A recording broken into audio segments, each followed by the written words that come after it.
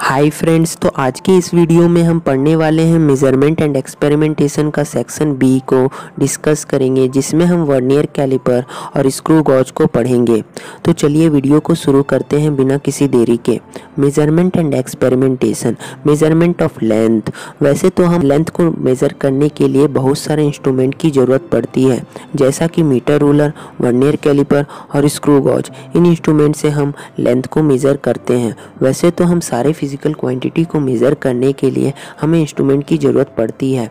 जैसे कि किसी ऑब्जेक्ट की मास की मेज़रमेंट लेनी है तो हम बीम बैलेंस का यूज़ करते हैं। टाइम को मेज़र करने के लिए हम वॉच का यूज़ करते हैं। टेम्परेचर को मापने के लिए हम थर्मोमीटर का यूज़ करते हैं और करंट को मेज़र करने के लिए हम एमीटर को यूज़ करते हैं। इन सारे इंस्ट्रूमेंट की एक मेजरिंग कैपेसिटी होती है कि ये इंस्ट्रूमेंट कितनी छोटी मेज़रमेंट ले सकती है किसी ऑब्जेक्ट की, जिसे हम लीस्ट काउंट भी कहते हैं। तो चलिए लीस्ट काउंट के डेफिनेशन को पढ़ते हैं। The least count of an instrument is the smallest measurement that can be taken accurately with it. यानी ये सबसे छोटी मेजरमेंट होती है आपकी किसी भी मेजरिंग इंस्ट्रूमेंट की।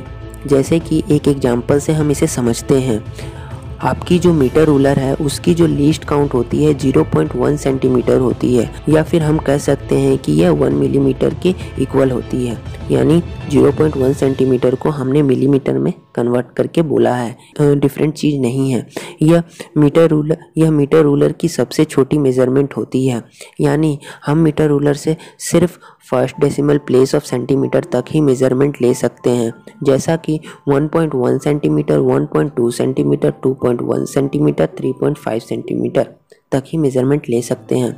यानी first decimal place of centimetre तक ही मेज़रमेंट ले सकते हैं। अगर हमें मान लीजिए कि second decimal place of centimetre तक की मेज़रमेंट लेनी है तो हम नहीं ले सकते। जैसा कि आप इमेज में देख पा रहे हैं, हमारी जो पेंसिल है वो 6.7 सेंटीमीटर और 6.8 सेंटीमीटर के बीच में लाई कर रही है।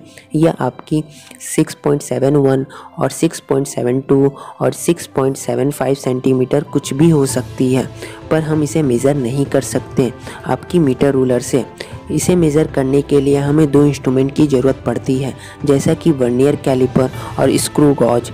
तो इस वीडियो में हम वर्नियर कैलिपर को पढ़ेंगे। उससे पहले हम वर्नियर स्केल के प्रिंसिपल को पढ़ते हैं। इस इंस्ट्रूमेंट को आपके पियर वर्नियर नामक मैथमेटिशियन ने डेवलप किया था, जिस मेथड से हम सेकेंड डेसिमल प्लेस तक की मेज़रमेंट ले सकते हैं। जैसा कि 0.01 सेंटीमीटर तक की मेज़रमेंट हम ले सकते हैं। इसमें एक मेन स्केल होती है और एक वर्नियर स्केल होती है। जो वर्नियर स्केल होती है वो मेन स्केल के साथ में ही होती है, जैसा कि आप इमेज में देख पा रहे हैं। और ये जो वर्नियर स्केल होती है वो मूवेबल होती है, जिसमें जो वर्नियर स्केल है उसकी जो 10 डिवीज़न होती है वो आपकी 9 डिवीज़न मेन स्केल के इक्वल होती है।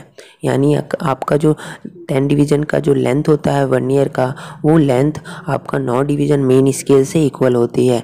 यानी अगर हम वर्नियर पर n डिवीज़न कर दें, यानी अगर वर्नियर का n डिवीज़न है तो वो हमेशा एक डिवीज़न कम होगा मेन स्केल से। यह आपकी मेन प्रिंसिपल है, इसी पे आपकी पूरी वर्नियर स्केल काम करती है। तो चलिए इसे एक बार और अच्छे से समझ लेते हैं। जिसमें जो वर्नियर स्केल है, अगर उसकी 9 n डिवीज़न है तो मेन स्केल पे उसकी n-1 डिवीज़न के इक्वल होगी। आइए हम इसे एग्जांपल से समझते हैं। सपोज़ वर्नियर स्केल में 10 डिवीज़न है तो वो आपकी 9 डिवीज़न मेन स्केल के इक्वल होगी लेंथ में। तो ये हमेशा ये प्रिंसिपल इसका मेन फंडा है। तो चलिए अब हम इसके आगे इसे पढ़ते हैं। इसीलिए आपकी एक डिवीज़न वर्नियर स्केल की जो लेंथ होती है वो 0.9 मिलीमीटर की होती है, और आपकी जो एक डिवीज़न मेन स्केल की होती है वो 1 मिलीमीटर की होती है। यानी जो आपकी वर्नियर स्केल की जो एक डिवीज़न की लेंथ है वो 0.1 मिलीमीटर कम होती है मेन स्केल से। जैसा कि आप रेड डॉट से देख पा रहे हैं वीडियो के इमेज में। सिमिलरली आपकी जो सेकंड डिवीज़न वर्नियर स्केल की है, मेन स्केल की सेकंड डिवीज़न से 0.2 मिलीमीटर कम होती है, यानी यह वर्नियर 10 डिवीज़न तक 1 मिलीमीटर कम हो जाती है मेन स्केल से। जैसा कि आप इमेज में देख पा रहे हैं, आपकी जो 10 डिवीज़न है वर्नियर की, वो आपकी 9 डिवीज़न मेन स्केल से ऑक्यूपाई कर ले रही है, उसका लेंथ को ऑक्यूपाई कर ले रही है। हमें यही तो हमारी लीस्ट काउंट है, 0.1 मिलीमीटर, 0.2 मिलीमीटर, यही हमारी लीस्ट काउंट है। इसे हम क्या करते हैं, सेंटीमीटर में कन्वर्ट करते हैं, तो ये आपकी आएगी 0.01 सेंटीमीटर। तो ये आपकी second decimal place of centimetre तक निकल गई, 0.02 सेंटीमीटर। तो ये रही हमारी लिस्ट काउंट। क्या आप मुझे बता सकते हैं कि इसकी लिस्ट काउंट की फार्मूला क्या होगा? तो लिस्ट काउंट का फार्मूला 1 इस main scale division -1 vernier scale division के इक्वल होगा। हमने यहाँ पे वही किया, पूरा मेन स्केल डिवीज़न है उसमें से हमने वर्नियर स्केल को डिवीज़न को माइनस किया, तो जो थोड़ा सा लेंथ आया वही मेरा 0.1 मिलीमीटर था, वही मेरा 0.2 मिलीमीटर था। ये फार्मूला को शॉर्ट फॉर्म में लिखते हैं, जिन्हें हम शॉर्ट फॉर्म में ये फार्मूला के शॉर्ट फॉर्म हम ऐसे लिख सकते हैं, least count equal to 1 MHD - 1 VHD भी कहते हैं। अभी भी आपको समझ में नहीं आया तो हम एक एनिमेशन से इसे देखते हैं। जो रेड लाइन आपको रिप्रेजेंट करती है मेन स्केल डिवीज़न को, और ब्लू लाइन आपका वर्नियर स्केल डिवीज़न को रिप्रेजेंट कर रही है, और जो रेड लाइन और ब्लू लाइन के बीच में जो डिस्टेंस है वह हमारी ग्रीन लाइनें ऑक्यूपाई कर रही है, वह हमारी लीस्ट काउंट है, जो कि 1 main scale division -1 vernier scale division है। यह सारी ग्रीन लाइनें 0 और 0.1 सेंटीमीटर के बीच में प्लेस होती जा रही है, यानी हमने 0.1 सेंटीमीटर तक की लेंथ को 10 डिवीज़न में डिवाइड कर दिया, क्योंकि यहाँ पे जो आपकी ब्लू लाइनें हैं वो 10 हैं, और जो ग्रीन लाइनें हैं वो भी आपकी लेंथ में 10 भाग का डिवीज़न ही है। तो हमने क्या किया, 0.1 सेंटीमीटर को 10 लाइनें में डिवाइड कर दिया, यानी हम उस लेंथ को 10 डिवीज़न में डिवाइड कर दिए। तो अब हम इसे सॉल्व करते हैं तो 0.01 सेंटीमीटर के इक्वल आता है। यही आपकी सबसे छोटी मेजरमेंट है, इसे हम लीस्ट काउंट कहते हैं वर्नियर कैलिपर का। चलिए हम इसे मैथमेटिकली प्रूफ करते हैं। लेट्स से कि 10 division of vernier scale is equal to the 9 division of main scale. ये हम मानते हैं कि आपका जो 10 डिवीज़न है वर्नियर स्केल का, वो आपकी 9 डिवीज़न मेन स्केल के लेंथ के इक्वल में होगी। तो अब हम जानते हैं कि हमारा जो मीटर रूलर है, जो मेन स्केल है, वो सेंटीमीटर में दिया हुआ है, तो उसके जो बीच में 1 मिलीमीटर की डिवीज़न है, तो इसीलिए हम इसको बोलेंगे 1 main scale division equal to 0.1 centimetre की है हमारी। तो अब हमारी 1 MHD निकल चुकी है, अब हमें 1 VHD चाहिए। तो हम 1 VHD के लिए 1 VHD क्यों चाहिए, क्योंकि हमें जो फार्मूला है लीस्ट काउंट उसमें 1 MHD - 1 VHD है, तो हमें 1 VHD को MHD के टर्म में लिखना होगा। और हमने क्या माना था, 10 division of vernier scale division जो है वो आपका 9 मेन स्केल डिवीज़न के इक्वल होगा, यानी 1 main scale division 9/10 main scale division के इक्वल होगा, यानी 1 VHD आपका 9/10 MHD के इक्वल होगा। यहाँ पे MHD का हमने वैल्यू को पुट कर दिया है, और 1 VHD मेरा 9/100 सेंटीमीटर के इक्वल हो गया। अब मेरा लीस्ट काउंट क्या होगा, 1 MHD - 1 VHD। तो 1 MHD का वैल्यू यानी मेन स्केल डिवीज़न का 0.1 सेंटीमीटर है, और 1 VHD का जो वैल्यू है वो 9/100 सेंटीमीटर के इक्वल है। तो हम उन्हें उसे भी पुट कर दिया। जब हम इसे सॉल्व करते हैं तो 0.01 सेंटीमीटर के इक्वल आता है। तो यह आपका लीस्ट काउंट मैथमेटिकली भी प्रूफ हो गया। तो अब हम चलते हैं इसे कुछ न्यूमेरिकल में अप्लाई करके देखते हैं। जैसा कि आप इमेज में देख पा रहे हैं, यहाँ पे आपका एक नया टर्म इंट्रोड्यूस हुआ है जो कि आपकी P है।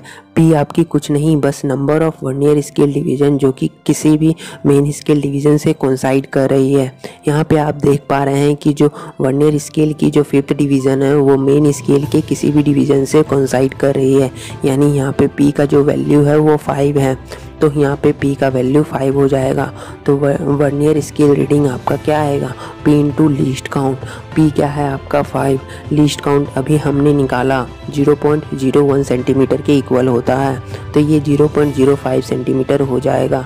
टोटल रीडिंग आपका सबसे पहले मेन स्केल रीडिंग देख लीजिए, तो यहाँ पे आपका इमेज में दे रहा है 1 सेंटीमीटर, और वर्नियर स्केल रीडिंग हमने P इंटू लीस्ट काउंट करके क्या निकाला था, 0.05 सेंटीमीटर के इक्वल, तो ये टोटल रीडिंग 1.05 सेंटीमीटर के इक्वल हो जाएगा। तो आपकी जो वर्नियर कैलिपर की जो प्रिंसिपल है वो पूरी वर्नियर स्केल की प्रिंसिपल पे बेस्ड है। तो हम वर्नियर कैलिपर को अब डिस्कस करते हैं। इसमें इसे हम साइड कैलिपर भी कहते हैं। इसका यूज़ हम length of rod, diameter of sphere, length of external diameter of hollow cylinder और मेज़रमेंट करने के लिए यूज़ करते हैं। और इसका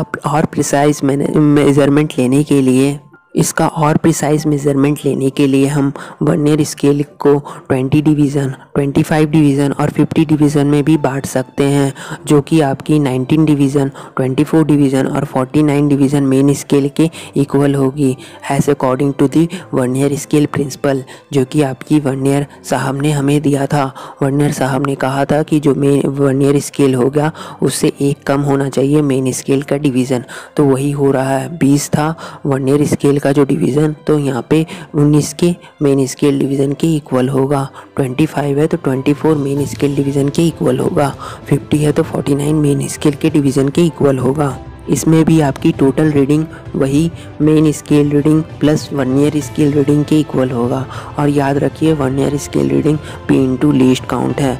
P आपकी number of vernier scale division coincide with the main scale, कि आपकी कौन सी वर्नियर स्केल की कौन सी नंबर कोइंसाइड कर रही है मेन स्केल से। और लीस्ट काउंट आप निकाल लीजिएगा एज 20 डिवीज़न और उसके एक कम 19 डिवीज़न करके, जैसे हम लोग लीस्ट काउंट 9 और 10 करके निकाले थे।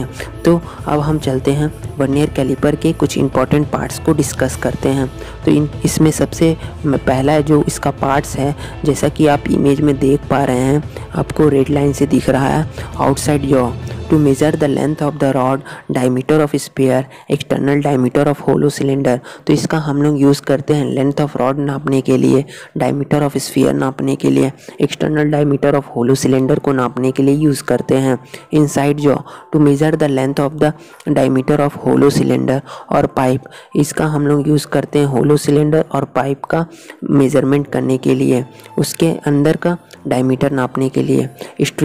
स्ट्रिप का यूज़ हम लोग किसी भी डेप्थ, यानी आपका कोई बोतल हो गया या फिर गिलास हो गया या फिर कोई बीकर हो गया, वो कितना गहरा है उसे हम लोग यूज़ करते हैं, स्ट्रिप का यूज़ करते हैं वर्नियर कैलिपर के उसके नापने मेज़रमेंट लेने के लिए। और मेन स्केल आपका मेज़र कर सकता है अप टू 1 मिलीमीटर तक का, और वर्नियर स्केल आपका मेज़र कर सकता है अप टू 0.1 मिलीमीटर तक का। अब हम शॉर्टकट फार्मूला पढ़ते हैं जिससे लीस्ट काउंट बहुत जल्दी ही निकल जाएगा। लीस्ट काउंट ऑफ वर्नियर आपका value of 1 main scale division by total number of division on the vernier scale भी होता है। तो आप बोलेंगे कि आप ये मुझे पहले क्यों नहीं बता दिए, तो पहले हार्ड वाला सीख लीजिए फिर ये इजी वाला भी सीख लीजिए, तो इससे भी हम लीस्ट काउंट निकाल सकते हैं। तो value of 1 main scale division आपका कितना है, तो मेन स्केल डिवीज़न आपका 1 मिलीमीटर यानी 0.1 सेंटीमीटर के इक्वल है। और total number of division on the vernier scale कितना है, 10 डिवीज़न है, तो बाय 10 तो आपका 0.01 सेंटीमीटर हो जाएगा। पर जब भी आप इस फार्मूला का यूज़ करेंगे तो हमेशा याद रखिएगा कि मेन स्केल का जो डिवीज़न है 1 डिवीज़न उसको ज़रूर निकालिएगा। हम यहाँ पे बहुत ज़्यादा जोर दे के आपको बोल रहे हैं कि 1 डिवीज़न ज़रूर निकालिएगा, मेन स्केल का 1 डिवीज़न निकालिएगा ज़रूर, कोई भी न्यूमेरिकल में आप जब इसे यूज़ करेंगे। तो हम लीस्ट काउंट के वर्नियर कैलिपर के लीस्ट काउंट को डिक्रीज़ और भी डिक्रीज़ कर सकते हैं। Increasing the number of vernier scale division on vernier scale हम और भी लीस्ट काउंट को कम कर सकते हैं। और डिक्रीज़ कर देंगे वैल्यू ऑफ मेन स्केल का, तब भी हमारा लीस्ट काउंट डिक्रीज़ हो सकता है, यानी और छोटा मेज़रमेंट ले सकते हैं हम। तो चलिए अब हम आगे पढ़ते हैं। तो चलिए हम वर्नियर कैलिपर को की एरर के बारे में पढ़ते हैं। जब भी हम किसी इंस्ट्रूमेंट को यूज़ करते हैं तो उसमें ज़रूर कुछ ना कुछ एरर होती ही है। यह एरर वर्नियर कैलिपर में मैकेनिकल कंस्ट्रक्शन के समय आती है या फिर हम इसे काफ़ी समय से यूज़ करते हैं तब भी आ सकती है, जिसमें आपकी जीरो वर्नियर की और जीरो मेन की कोइंसाइड नहीं करती है, देन इसे हम लोग जीरो एरर कहते हैं। ये दो टाइप का एरर होता है, तो हम इस दो टाइप के एरर को पढ़ते हैं। पहला आपका पॉजिटिव जीरो एरर और दूसरा है आपका नेगेटिव जीरो एरर। तो पॉजिटिव जीरो एरर को पहले देखते हैं। जब हम दोनों जॉ को एक साथ लाते हैं तब जीरो मार्क जो वर्नियर की स्केल की जो होती है वो आपके राइट साइड में हो जाती है, यानी राइट साइड में हो जाती है मेन स्केल के जीरो मार्क से, यानी जीरो मार्क कोइंसाइड नहीं करता है, तब हम इसे पॉजिटिव जीरो एरर कहते हैं, जैसा कि आप इमेज में देख पा रहे हैं ना। और इसमें जो आपका 7 डिवीज़न है, अभी भी आपका एक डिवीज़न वर्नियर का कहीं ना कहीं कोइंसाइड करेगा। तो जहाँ कोइंसाइड कर रहा है इस इमेज में आपका 7 डिवीज़न कोइंसाइड कर रहा है, तो आपका जीरो एरर कितना होगा 7 इंटू लीस्ट काउंट। ठीक है, तो ये 7 इंटू लीस्ट काउंट, तो ये हो जाएगा 0.07 सेंटीमीटर के इक्वल होगा। तो हम इसे करेक्ट कर लेंगे। ऑब्जर्व रीडिंग यानी वही आपका main scale reading plus vernier scale reading कर लीजिएगा और उसमें हमने पॉजिटिव जीरो एरर को माइनस कर देंगे। जैसे मान लीजिए ऑब्जर्व रीडिंग आपका कुछ x आया तो हमने उसमें 0.07 माइनस कर दिया, तो आपका ठीक हो जाएगा। बात भी सही है, क्योंकि वो जो मेज़रमेंट है वो उसने पहले से ही लेके रखा था, तो हमने क्या किया उसे माइनस कर दिया, क्योंकि वो राइट साइड में था तो उसने पहले ही से मेज़रमेंट लेके रखा था। अब हम पढ़ते हैं नेगेटिव जीरो एरर के बारे में। तो नेगेटिव जीरो एरर क्या होता है? जब हम दोनों जॉ को एक साथ लाते हैं तब जीरो मार्क वर्नियर स्केल के लेफ्ट साइड में होता है मेन स्केल से, तब हम उसे नेगेटिव जीरो एरर कहते हैं। जैसा कि आप इमेज में देख पा रहे हैं, इसकी जो 7 डिवीज़न है वो कोइंसाइड कर रही है आपकी मेन स्केल के डिवीज़न से, तो इसका जीरो एरर आप नेगेटिव साइन डाल दीजिएगा, क्योंकि ये नेगेटिव जीरो एरर है, क्योंकि ये लेफ़्ट साइड है। नेगेटिव साइन डाल के आप 10-7 करिएगा, 7 मत रखिएगा। क्यों? क्योंकि वो जो छोटा सा जो डिवीज़न है उसमें आपका 7 डिवीज़न नहीं हटेगा। आप देख के देखिए, जैसे हम लोग एनिमेशन में हटाए थे ना 1 मिलीमीटर के अंदर 10 डिवीज़न, और ऐसा 7 डिवीज़न नहीं हटेगा। आपका 7 माइनस करना होगा, यानी एक्चुअली में वो 10-7 होगा, तो यानी ये हमेशा 10-7 ही होता है नेगेटिव जीरो एरर। तो 10-7 करने से ये -3 आएगा, तो -3 इंटू 0 लीस्ट काउंट कर देंगे, तो अब इसे सॉल्व करेंगे तो -0.03 होगा। -0.03 सेंटीमीटर आपका नेगेटिव जीरो आया। अब इसे हम कैसे करेक्ट करेंगे? तो इसे हम वैसी ऑब्जर्व रीडिंग जो कि आपका main scale reading plus vernier scale reading, और यहाँ पे माइनस साइन है तो वो तो हमेशा माइनस ही रहेगा, तो माइनस माइनस यहाँ प्लस हो जाएगा।